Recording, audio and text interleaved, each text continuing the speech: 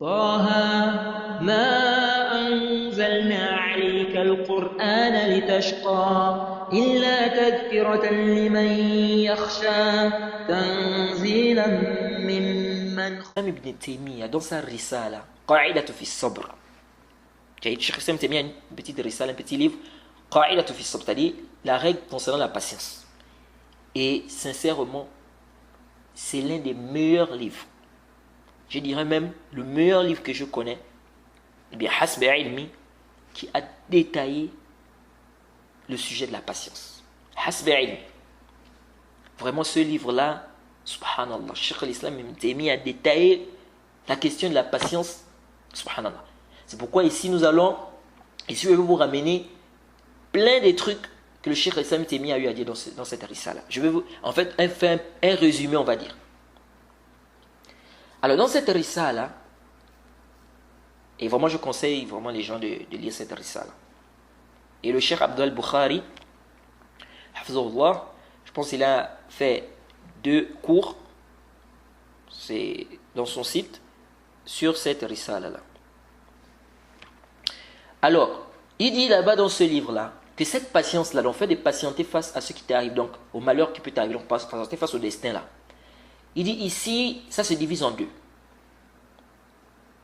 Il y a ceux dont tu n'as aucun choix dedans, ni volonté, comme la maladie.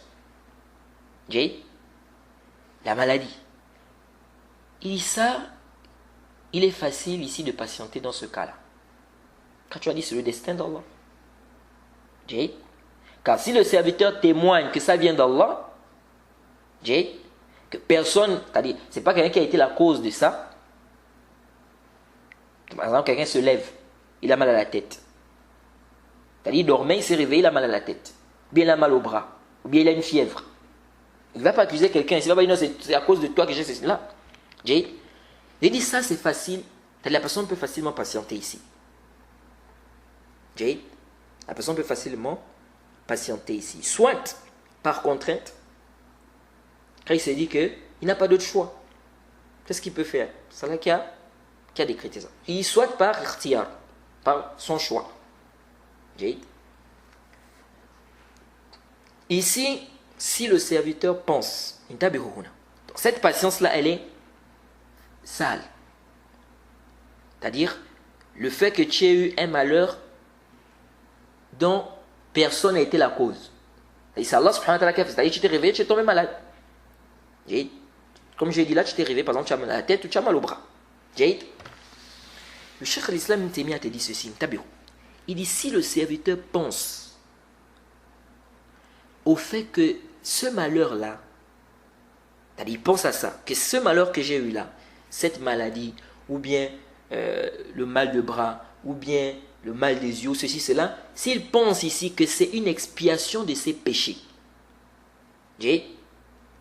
et qu'il va tirer profit de cette maladie parce que ça va être une expiation de ses péchés,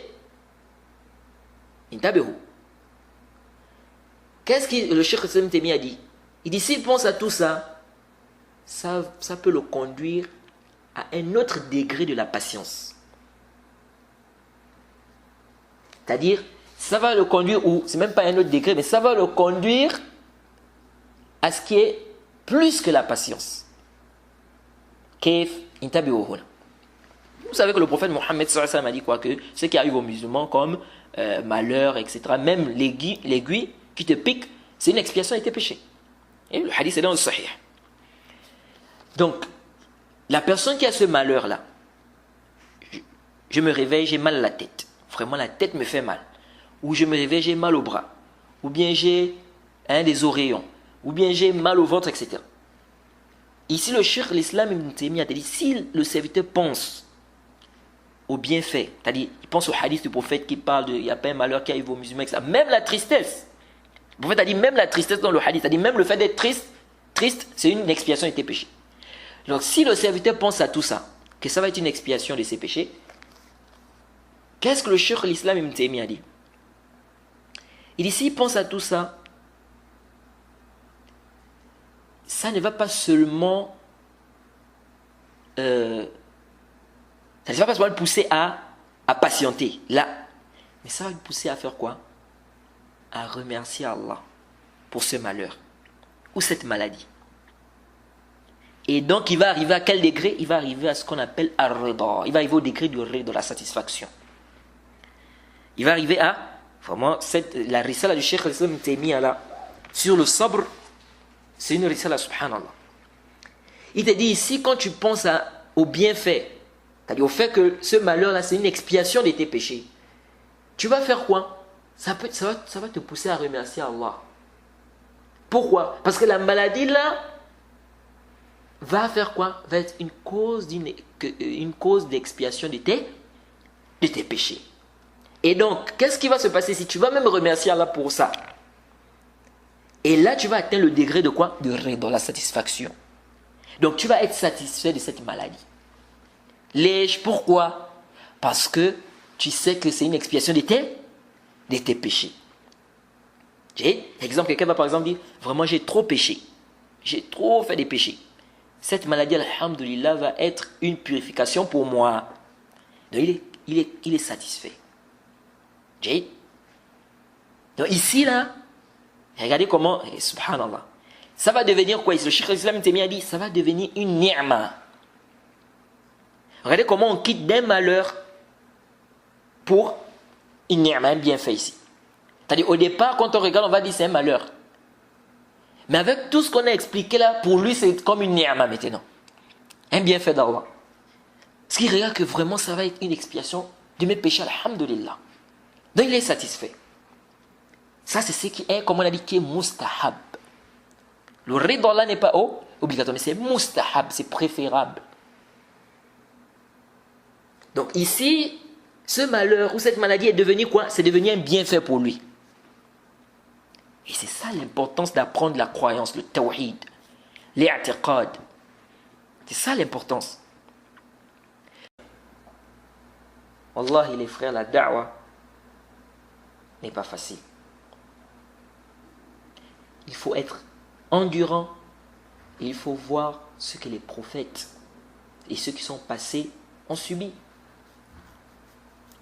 Allah subhanahu wa ta'ala dit quoi?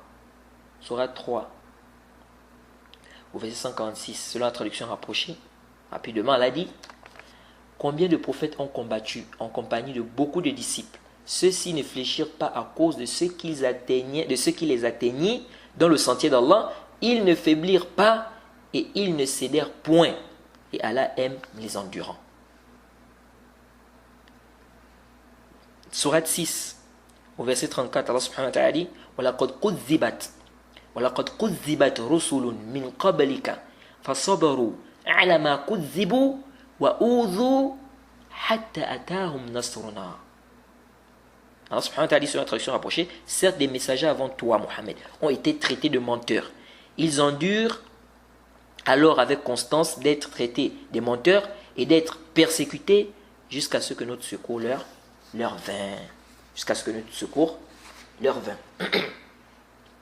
Et le prophète Ibrahim alayhi salam, il a patienté avec son peuple au point où ils l'ont jeté dans le feu. Mais Allah subhanahu wa ta'ala l'a préservé. Le prophète Moussa alayhi salam, il a patienté avec les enfants d'Israël. Et la patience, ce n'est pas juste dans la da'wa. Dans plein de choses, même dans la maladie, comme on a déjà détaillé. Le prophète Ayoub, il a fait 18 ans, comme c'est dans le Sahih ibn Hibban, dans ce fait pour le Cheikh al-Albani. Rahimahullah. 18 ans de maladie. Est-ce que vous vous imaginez ça? Au point où presque tous ses proches l'abandonnèrent. Au point où un des enfants de sa tante a dit, peut-être qu'il a commis un péché que personne n'a commis. Peut-être qu'il a fait un péché que personne n'a fait. 18 ans, il est malade, il invoque rien. Pas de guérison. Vous imaginez? C'est pourquoi Allah subhanahu wa ta'ala a fait ses éloges. Allah subhanahu wa ta'ala dit quoi? Soit 38 au verset 44. Inna wajadnahu sabiran. Ni'mal abdu. Innahu awwab. Allah subhanahu wa ta'ala dit, oui, nous l'avons trouvé vraiment endurant. Quel bon serviteur. Sans cesse, il se repentait. 18 ans, tu es malade. Tu t'imagines? Tu invoques Allah, il n'y a pas la guérison. Ce n'est pas 1 an, ce n'est pas 2 ans. Parce qu'aujourd'hui, tu vas voir des gens, 1 an, il est malade. 2 ans, il invoque, il n'y a pas la guérison, il va chez le charlatan. 1 an, 2 ans, c'est même trop. 1 mois, 1 semaine, quelques jours même parfois. Ça ne va pas, il a essayé de faire un peu la ruqya, bien là, il fait des doigts, ça ne passe pas. Il est chez le charlatan. Là, on te dit qu'un prophète a passé 18 ans. Il est malade pendant 18 ans. Pendant tout ce temps-là, il invoque Allah, il fait des doigts, rien, pas de guérison. Donc 1 an, tu es malade. 2 ans, 3 ans, 4 ans, 5 ans, 6 ans, 7 ans, 8 ans, 18. C'est beaucoup. Malgré ça, il a patienté. Aujourd'hui, là, quelqu'un a une petite maladie là, de 2 mois, là, c'est fini. C'est où? Ah, j'ai essayé de faire, j'ai fait doha, vraiment, c'est compliqué, la ruqya, il n'y a rien à faire, je vais chez le charlatan. Et il va là-bas, il va vendre sa foi. Qu'Allah nous en préserve. Tout ça manque de tawhid, manque de sobre, de patience, manque de ilm. Parfois c'est le hawa, parfois aussi c'est la passion. Yusuf alayhi salam, il a patienté devant la femme du dirigeant d'Égypte. Tout ça, ce sont des histoires qui doivent nous encourager dans la patience.